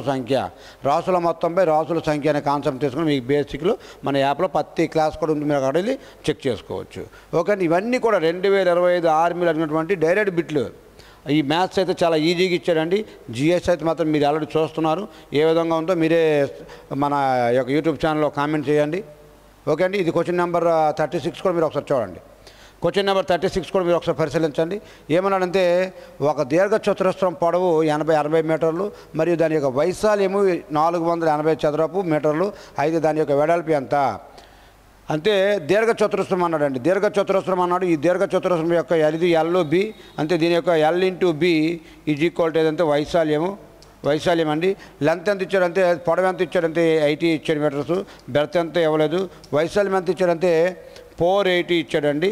4 ఇచ్చాడు. అయితే మనకు బ్రెత్ ఎంత అని అడుగుతున్నాడు. దాని యొక్క వెడల్పు ఎంత అని చాలా క్లారిటీగా పెట్టి అడిగాడు. ఇక్కడ ఇంటూ చేస్తుంది. ఇక్కడ 80 అనేది బి కావాలంటే 480 ఈ 80 ఏమో కిందకు వస్తుంది. 0కి 0 8 1 8 6 అంతే. దీని యొక్క ఆన్సర్ ఎంత అంటే 6 ఏదైతే ఉందో ఈ 6 అనేది దీనికి ఆన్సర్గా చెప్పడం జరుగుతుంది. ఎంత సింపుల్గా ఎంత ఈజీగా అడుగుతున్నటువంటి సందర్భం. ఈ ప్రతి టాపిక్ కూడా ఈరోజు 2025లో మీకు ఎలా అడిగాడు, రేపు పొద్దున ఇంకా కొద్దిగా టఫ్ చేసి అడిగినా సరే మీరు 100% పేపర్ అటెంప్ట్ చేసే విధంగా ఇలా చూసి ఆన్సర్ పెట్టే విధంగా మన యాప్లో ప్రతి టాపిక్ని కూడా మీకు అనాలిసిస్ చేయడం జరుగుతుంది. బేసిక్ లెవెల్ ఏదైతే ఉందో బేసిక్ లెవెల్ నుంచి హై రేంజ్ వరకు ప్రతి అంశం కూడా మీకు 100% అటెండ్ అయ్యేలాగా మీకు చెప్పడం జరుగుతుంది. ఇది క్వశ్చన్ నెంబర్ 36. అదేవిధంగా క్వశ్చన్ నెంబర్ 37 కూడా మీరు చూడండి. అతి చిన్న 4 అంకెల సంఖ్య ఎంత అంటే 1000 అండి. అతి పెద్ద 4 అంకెల సంఖ్య ఎంత అంటే 9999. ఇది పెద్ద సంఖ్య అండి. ఇది చిన్న సంఖ్య ఏదంటే ఇదండి. మనకి చిన్న సంఖ్య అడిగాడు. దీని ఆన్సర్ ఎంత అంటే 1000 అండి. 4 అంకెల చిన్న సంఖ్య ఎంత అంటే 1000. అదే 4 అంకెల పెద్ద సంఖ్య అడిగితే రేపొద్దున ఎంత 5 అంకెలు అంటే 10,000. ఎక్కడైతే పెద్ద సంఖ్య అంటే 5 9లు వస్తాయి. 6 అంకెలు అంటే 6 9లు వస్తాయి. అక్కడ 5 0లు వస్తాయి చిన్న సంఖ్య అన్నప్పుడు. కాబట్టి వాడు ఏదైనా అడగొచ్చండి మీకు రేపు. అన్నీ కూడా చాలా క్లారిటీగా ప్రతి అంశాన్ని కూడా మీకు బిట్ మిస్ అవ్వని విధంగా మన యాప్లో అన్నీ ఉన్నాయి. మీరు పరిశీలిస్తూ ఉండండి. ఓకే అండి. అదేవిధంగా క్వశ్చన్ నెంబర్ 38 కూడా మీరు ఒకసారి పరిశీలించండి. ఏమనండి మొదటి 4 బేసి ప్రధాన సంఖ్యల సగటు ఎంత. మొదటి 4 అంటే 2 3 5 7 11 13 ఇవన్నీ కూడా బేస్ సంఖ్యలు అండి. కానీ వాడు ఏమన్నాడు మిమ్మల్ని కనిపించేయడానికి బేసి ప్రధాన సంఖ్యల మొదటి 4 బేసి ప్రధాన సంఖ్యలు. ఇది సరి ప్రధాన సంఖ్య కాబట్టి 2 అనేది మనం తీసుకోకూడదు. మొదటి 4 అన్నాడు కాబట్టి ఈ 4 ఏవైతే ఉన్నాయో ఈ 4ని కలపండి. ప్రధాన సంఖ్య సగటు అన్నాడు. అంతే ఈ 2 కలిపి ఎంత అండి. ఇదేమో 10 అంతే 20 21 26 అండి. 26 ఎన్ని అంకెలు ఉన్నాయి 1 2 3 4 అంకెలు ఉన్నాయండి. దీన్ని క్యాల్కులేట్ చేస్తే 4 1 4 6 24 4 6 24 పాయింట్ పెట్టుకుంటే 2 ఉంటుంది. 0 పెట్టుకుంటే 4 5ల అంతే 6.5 ఏదైతే ఉందో ఈ 6.5 అనేది మీకు ఆన్సర్గా చేయడం జరుగుతుందండి. ఇక్కడ ఆప్షన్లో కొద్దిగా రాంగ్ ఇచ్చాడు. ఈ 6.5 ఏదైతే ఉందో ఈ 6.5 అనేది మీకు ఆన్సర్గా పరిగణించడం జరుగుతుంది. అర్థమవుతుందండి. చాలా చూడండి. మొదటి 4 మొదటి ప్రధాన సంఖ్య 2 కూడా ప్రధాన సంఖ్య మొదటి ప్రధాన సంఖ్య కానీ ఇది బేసి ప్రధాన సంఖ్య కాదు. గమనించాల్సిన అంశం ఏంటంటే మొదటి 4 అన్నాడు కదండి 4 కలుపుకొని చేస్తే లెక్క అనేది మీకు రాంగ్ వస్తుంది. కాబట్టి మొదటి 4 బేసి అన్న పదం ఇచ్చాడు కాబట్టి ఈ పదాన్ని కూడా నువ్వు క్యాలిక్యులేట్ చేసుకొని టాపిక్లోకి వెళ్ళి చేయగలిగితే దీని యొక్క ఆన్సర్ ఎంత అంటే ఈ 6.5 ఏదైతే ఉందో ఈ 6.5 అనేది దీని యొక్క ఆన్సర్గా మీకు చెప్పడం జరుగుతుంది. చెప్తున్నారు కదండి, ప్రతి టాపిక్ నుంచి కూడా మన యొక్క యాప్లో కృష్ణారెడ్డి అకాడమీ యాప్లో ప్రతిది కూడా మీకు పెట్టడం జరిగింది. బేస్ లెవెల్ నుంచి హై రేంజ్ వరకు. ఆఫ్లైన్లో అయితే ఇంకా ధారాళంగా పిల్లడిని బట్టి పట్టించుకుని ప్రతి అంశం పైన చెప్తున్నారు కదా. మన అకాడమీ ప్రత్యేకత ఏంటంటే గ్రౌండ్ పరంగా 100కు 100 మార్కులు వస్తాయండి, ఎవడు కూడా ఆపలేడు. అంటే రెండో అంశం ఏదైతే ఎడ్యుకేషన్ కూడా ఈరోజు వదలట్లేదు. ఎంతమంది పోటీ వచ్చినా తగ్గేది లేదన్నంత రేంజ్లో మినిమం 50 బిట్లకి 45 బిట్లు పెట్టే విధంగా మనం ముందుకు వెళ్తూ ఉన్నాం. ఓకే అండి, పరిశీలిస్తూ ఉన్నాండి. ఎలాంటి ఎగ్జామ్స్ నెంబర్ ఆఫ్ వస్తాయి. మన యూట్యూబ్ ఛానల్ కూడా సబ్స్క్రైబ్ చేసుకోండి, మీకు ప్రతి అంశం కూడా మీకు చాలా క్లారిటీగా వస్తుంది. ఇది కూడా ఒకసారి పరిశీలించండి. ఏమంటే x + 1/x = 4 అయితే x³ + 1/x³ ఎంత అని అడిగాడండి. సో మనం ఏంటంటే మనకి ఆల్రెడీ దీనికి ఒక మనం దీంట్లో చెప్పాము m³ minus are plus m 3m అనే ఒక కాన్సెప్ట్ని ఆధారంగా ఇలాంటి లెక్కలు ఏవైతే వస్తున్నాయో దాంట్లో సింప్లిఫికేషన్లో చెప్తూ ఉన్నాం. దాంట్లో భాగంగానే అంతే ఎంత ఇచ్చాడండి, x ఎంత ఇచ్చాడు, 4 ఇచ్చాడు. తింటే 4³ ఆల్రెడీ ఇక్కడ ప్లస్ ఇచ్చాడు కాబట్టి ఇక్కడ ఏమవుతుందంటే మైనస్ వేసుకోవాలి, ప్లస్ ఇస్తే మైనస్ వేసుకోవాలి. -3 × m ఎంత అండి, అంతే x ఎంత అండి, 4 కదా, x/4 4 కాబట్టి 3 × 4. ఓకే అండి, 4³ అంతే 64 - 3 × 12 అంతే 3 × 4 అంతే 12. అప్పుడు 64లోన మీకు 12 తీసేయాలి. ఎంత వచ్చిందంటే 2 and 5 52 ఏదైతే ఉందో ఈ 52 అనేది మీకు ఆన్సర్గా చెప్పడం జరుగుతుంది. అర్థమవుతుందండి, ఎంత క్లారిటీగా ఈ రేంజ్లో మీకు ప్రతి అంశాన్ని కూడా దీన్ని కాన్సెప్ట్ని ఆధారంగా చేసుకొని మీకు ప్రతి లెక్కను కూడా చేసుకొని ఇంత స్మార్ట్గా చెప్పుకొని మీకు ముందుకు వెళ్ళడం జరుగుతుంది. ఓకే అండి, ఇది క్వశ్చన్ నెంబర్ 39. అదేవిధంగా క్వశ్చన్ నెంబర్ 40 కూడా మీరు ఒకసారి పరిశీలించండి. క్వశ్చన్ నెంబర్ 40 కూడా HCF అండి. ఇలా చూసి ఆన్సర్ పెట్టే విధంగా దీన్ని తీసుకెళ్తున్నాం. LCM అన్నప్పుడు కూడా చాలా క్లారిటీగా చెప్పాము. ఈ రెండుకి LCM అంటే వెరీ ఫ్యాషన్ ఆఫ్ సెకండ్లో చేయొచ్చు. అదేవిధంగా మనకి ఇక్కడ ఎగ్జామ్ పాయింట్లో HCF అడిగాడు కాబట్టి HCF పాయింట్ మాత్రమే చెప్తున్నాం. చూడండి, HCF ఇచ్చినప్పుడు చిన్న సంఖ్య ఏదైతే ఉందో ఈ చిన్న సంఖ్యకి మీరు కారణాంకాలుగా రాసుకున్నాను. ఎందుకంటే 24తో 48 తెగుతుంది కానీ 36 తెగదు కాబట్టి మీకు HCF అనేది అన్ని అంకెలతో తెగాలి, కొద్దిగా హైస్ట్ అయి ఉండాలి. ఫర్ ఎగ్జాంపుల్కి ఈ 12తో 24 భాగించేది 12 భాగిస్తుంది, 6 భాగిస్తుంది, అదేవిధంగా 3 భాగిస్తుంది. ఓకే అండి, చూడండి ఈ సంఖ్య అనేది 12తోనే భాగించబడుతుంది, ఈ సంఖ్య 12తోనే భాగించబడుతుంది, ఇది సంఖ్య కూడా 12తో భాగించబడుతుంది, 6తో కూడా భాగించబడుతుంది. కానీ HCF హైయెస్ట్ కామన్ ఫ్యాక్టర్ అడిగాడు కాబట్టి ఏదైతే మీకు ఇది ఉందో 5 హైయెస్ట్ ఉందో ఇది మీకు ఆన్సర్గా పరిగణించడం జరుగుతుంది. ఏదైతే 12 ఏదైతే ఉందో 12 అనేది మీకు HCF దీని యొక్క HCF అవుతుంది. 6 ఎందుకు అవుతుందంటే హైయెస్ట్ కామన్ ఫ్యాక్టర్ అడిగారండి. ఇచ్చినటువంటి ఫ్యాక్టర్లో హైయెస్ట్గా ఉండాలా, హైయెస్ట్ దాన్ని అన్నిటికి తెగతో ఉండాలా.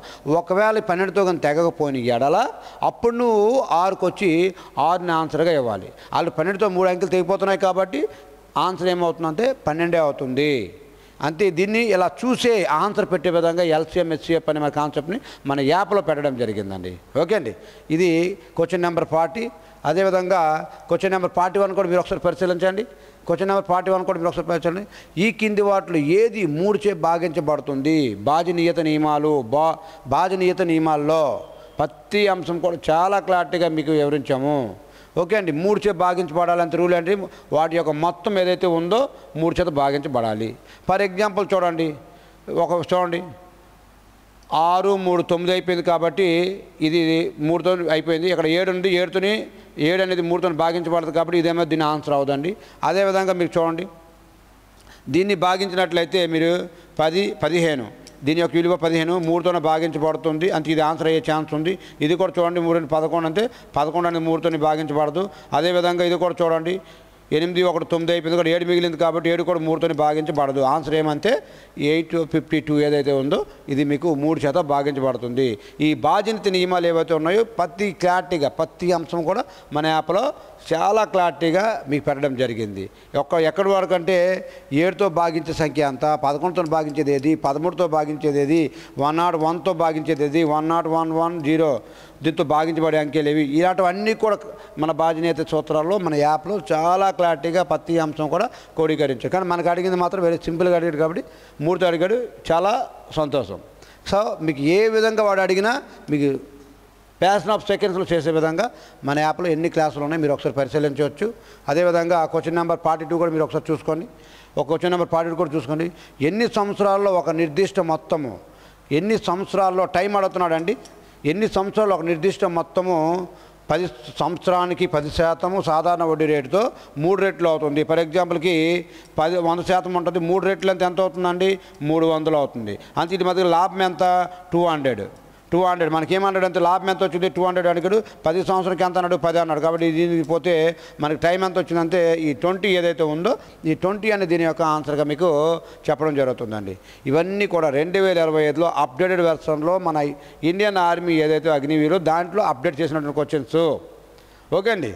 కానీ మనము 2025 కాకుండా 2026ని కూడా రేపు కొద్దిగా కఠినతరంగా వచ్చినా సరే 100% నువ్వు సక్సెస్ఫుల్ అయ్యే విధంగా మన యాప్లో ప్రతి క్లాస్ను కూడా మన కంటెంట్ ఏదైతే ఉందో ఆ కంటెంట్ అనేది ఆల్రెడీ జిఎస్తో చేసాం చూసారు కదా. ఒక ఎగ్జామ్కి ఎలా పెడుతున్నామంటే ఇంకా కంటెంట్ ఏ విధంగా ఇచ్చి ఉంటామో మీరు ఒకసారి ఆలోచించి మన యాప్లోకి రావచ్చండి. ఓకే అండి. అదేవిధంగా క్వశ్చన్ నెంబర్ 42 కూడా మీరు ఒకసారి పరిశీలించండి. బాడ్మస్ రూల్ని ఆధారంగా చేసుకొని మీకు చెప్పడం జరిగింది. ముందుగా ఏంటంటే డివైడెడ్ చేయాలి, తర్వాత బాడ్మస్ రూల్లో ఫస్ట్ ఏంటంటే బ్రాకెట్స్ తర్వాత ఆఫ్ చేయాలి, తర్వాత డివైడేషన్ చేయాలి, తర్వాత మల్టిప్లికేషన్ చేయాలి, తర్వాత అడిషన్ చేయాలి, లాస్ట్లో సబ్స్ట్రాక్షన్ చేయాలని చాలా క్లారిటీగా మన యాప్లో ప్రతి అంశం కూడా చాలా క్లారిటీగా మీకు పెట్టడం జరిగింది. ఆ బ్రాకెట్లో కూడా square bracket and curling bracket and small bracket అని 3గా డివైడ్ చేసాము. ఏనికి దాన్ని కూడా సపరేట్గా నేర్పించుకొని మీకు రావడం జరిగింది. ఓకే అండి. అయితే మనకి ఇచ్చినటువంటి లెక్క ఏదంటే ఫస్ట్ ఇచ్చిన దాంట్లో ఇచ్చినటువంటి వాటిలో డివిజన్ ఉంది కాబట్టి 2 1 2 5 ఇక్కడ 5 అండి. తర్వాత మల్టిప్లికేషన్ చేయాలి కదా, 5 5 ఎంత అంటే 25 మైనస్ తర్వాత ఇక్కడ డివిజన్ 7 3 21 అంత 25 21 తీస్తే ఎంత అండి ఈ 4 ఏదైతే ఉందో ఈ 4 అనేది దీని యొక్క ఆన్సర్గా మీకు చెప్పడం జరుగుతుందండి. ఓకే అండి. ఇది క్వశ్చన్ నెంబర్ 43 ఏదైతే ఉందో క్వశ్చన్ నెంబర్ 43 అండి. అదేవిధంగా క్వశ్చన్ నెంబర్ 44 కూడా మీరు ఒకసారి పరిశీలించండి.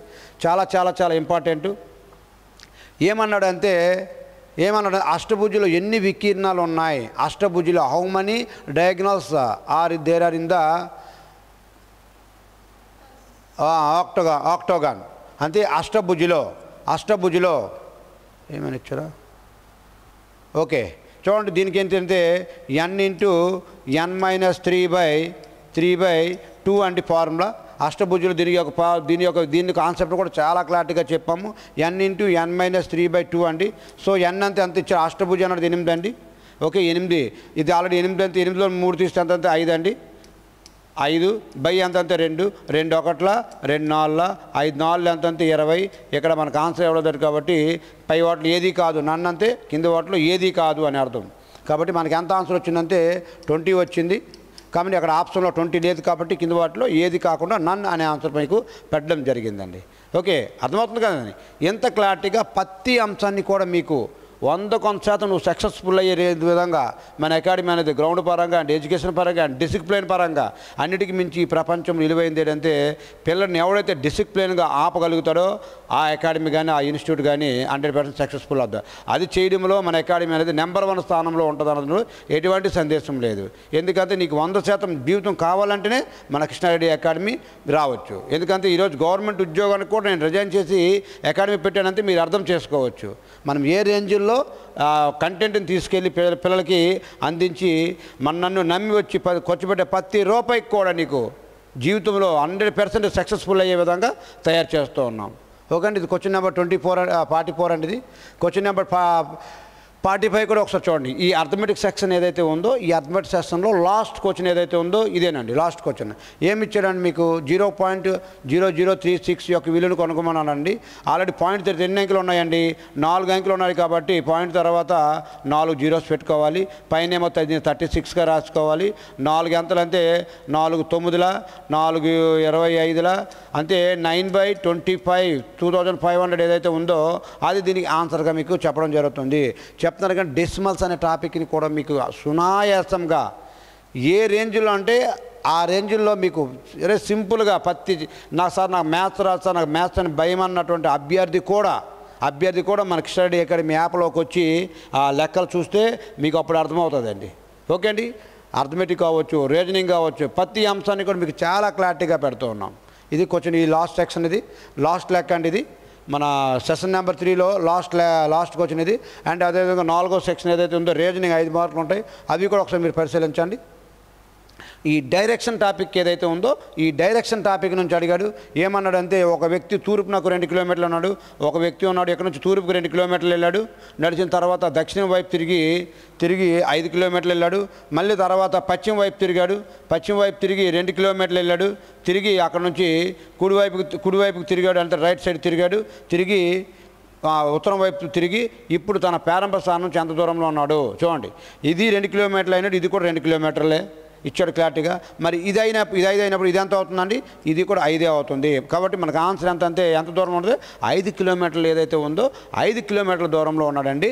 ఈ విధంగా మీకు ఈ రీజనింగ్లో ఈ డైరెక్షన్ అనే టాపిక్ని కూడా చెప్తున్నాను కదండి, చాలా క్లారిటీగా ప్రతి అంశాన్ని కూడా నేనే అర్థమెటిక్ రీజనింగ్ ఏదైతే ఉందో నేనే చేశాను మీకు క్లారిటీగా. ప్రతి అంశం కూడా చిన్న పిల్లడితో సహా అర్థమయ్యే రీతిలో ముందుకెళ్తుంది. ఇది క్వశ్చన్ నెంబర్ 46 అండ్ 47 కూడా మీరు ఒకసారి పరిశీలించండి. 47 కూడా చూడండి, ఇక్కడ ఏమి ఇచ్చాడంటే హాస్పిటల్ యొక్క కోడ్ని ఎలా రాశాడంటే ఈ విధంగా ఇచ్చాడు. కానీ మనకేం అడిగాడంటే ఈ పోస్టల్ యొక్క కోడ్ని ఏ విధంగా అడిగాడని అడిగిచ్చాడు. ఇవన్నీ కూడా 2025లో వివిధ షిఫ్ట్లు వచ్చినటువంటి క్వశ్చన్లు అండి టోటల్గా. సో ఇక్కడ మీరు ఒకసారి పరిశీలించినట్లయితే హాస్పిటల్కి హెచ్కేమో 8 అన్నాడు, కానీ మనకు కావాల్సింది పోస్టల్ కావాలా. పి అంతే మనకి ఎంత ఉందండి, 1 2 3 4 ఉంది. పి అంతే ఇక్కడ కూడా చూసుకోండి, 1 2 3 4. పి అంతే ఎంత ఉంది, 7 ఉంది. అదేవిధంగా ఓ అంతే 2వ అక్షరం అండి, ఇక్కడ 6 ఉంది. అదేవిధంగా మీకు ఎస్ ఉందండి, ఎస్ అంది 3వ అక్షరము, దీంట్లో కూడా 3వ అక్షరం 5 అండి. అదేవిధంగా టీ ఎన్నో అక్షరం అండి, ఇది వెనక నుంచి 3వ అక్షరము, వెనక నుంచి 3వ అక్షరం ఎంతంత 4 అండి, 4వ అక్షరము. అదేవిధంగా ఇంకేం అడిగానంటే పోస్టల్ ఏ అంతే మీకు ఆప్షన్లో చూసుకోండి. ఇక్కడ వరకు వచ్చిన తర్వాత 7 6 5 4 ఇంకేమైనా ఉన్నాయో ఏమీ లేవు. కాబట్టి ఇదే మీకు ఆన్సర్గా పరిగణించడం జరుగుతుంది.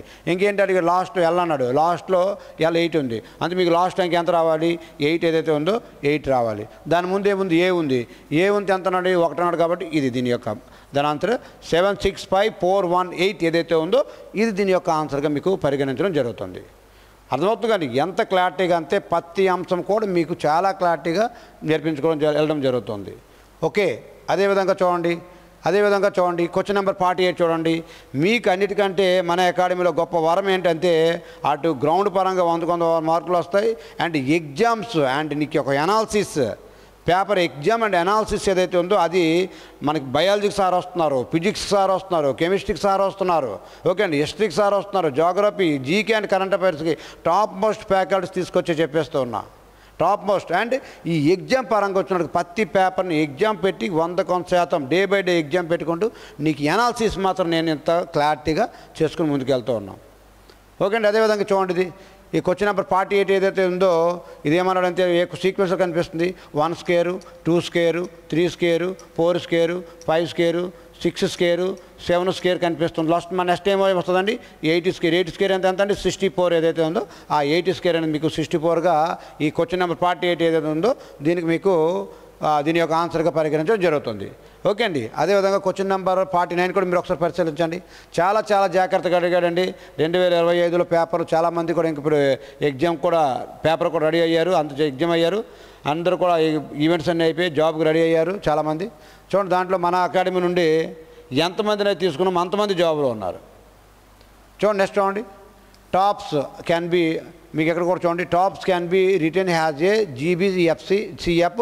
అదేమైతే టాప్స్ని ఎలా రాశారంటే GBCFగా రాస్తున్నట్లయితే స్పాట్ని ఏ విధంగా రాశారని అడగండి. ఇక్కడ కరెక్ట్గా అబ్జర్వ్ చేయండి.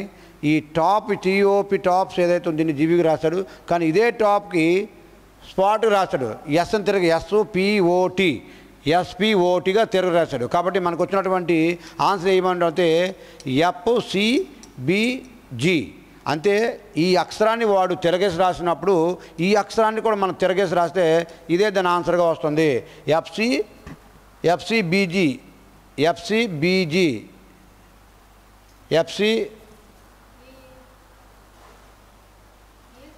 ఒక్కసారి మీకు చూడండి, ఒకసారి చూడండి, FCBG అంతే.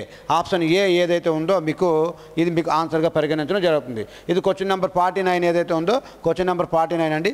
మీకు 100% కూడా ప్రతి అంశాన్ని కూడా మీకు క్రోడీకరించడం జరుగుతుంది.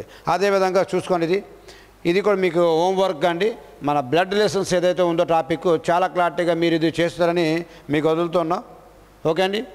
ఈ అవకాశం ప్రతి ఒక్కరు కూడా ఉపయోగించుకుంటారని కోరుకుంటున్నాను. మన కృష్ణారెడ్డి అకాడమీలో 100% నీకు ఉద్యోగం వచ్చే విధంగా అటు గ్రౌండ్ పరంగా, ఇటు ఎడ్యుకేషన్ పరంగా, నీ డిసిప్లిన్ పరంగా, నీ ఫుడ్ అండ్ అకామిడేషన్ పరంగా అండ్ స్టడీ హాల్స్ పరంగా అన్నీ కూడా ఒకే దగ్గర క్రోడీకరించినటువంటి ఏకైక అకాడమీ ఆంధ్ర తెలంగాణ లేదంటే మన కృష్ణారెడ్డి అకాడమీ అనడం ఎటువంటి సందేశం లేదు. లేకపోతే ఈరోజు నేను జాబ్ చేసుకుంటే నాకు ₹1,00,000 జీతం వస్తుంది. మరి దాన్ని కూడా రిజైన్ చేసి ఎందుకున్నానంటే మీలాంటి అభ్యర్థులు ఎవరైతే ఉన్నారో వీడియో చూస్తున్నారో లైక్ చేసి మీ ఫ్రెండ్స్ కూడా షేర్ చేయండి. మీలాంటి అభ్యర్థుల యొక్క కళల్లో వెలుగు నింపడమే మన కృష్ణారెడ్డి అకాడమీ యొక్క లక్ష్యం అండి. ఈ అవకాశం ఉపయోగించుకోండి. Thank you very much. జై హింద్, జై భారత్.